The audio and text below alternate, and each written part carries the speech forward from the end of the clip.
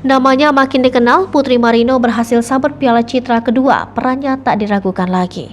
Serial Layangan Putus yang diperankan Putri Marino sebagai Kinan dicintai oleh masyarakat. Hingga kini namanya sangat dikenal masyarakat, bahkan semua kalangan. Kini istri Chico Jericho ini menyambut Piala Citra di FFI 2022 untuk kedua kalinya. Aktris Putri Marino menyambut Piala Citra untuk kali kedua dalam Festival Film Indonesia 2022 yang digelar di JCC Senayan, Jakarta Selatan.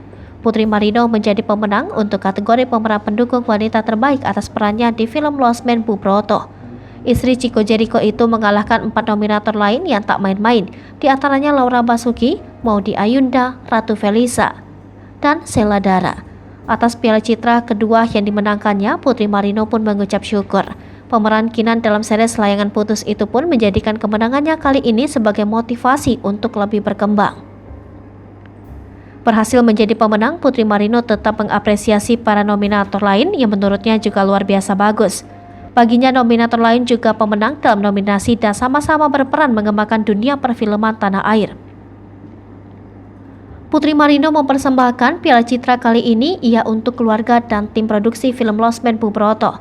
Sebelumnya Putri Marino berhasil membawa pulang Piala Citra di FFI 2017 berkat perannya dalam film Posesif.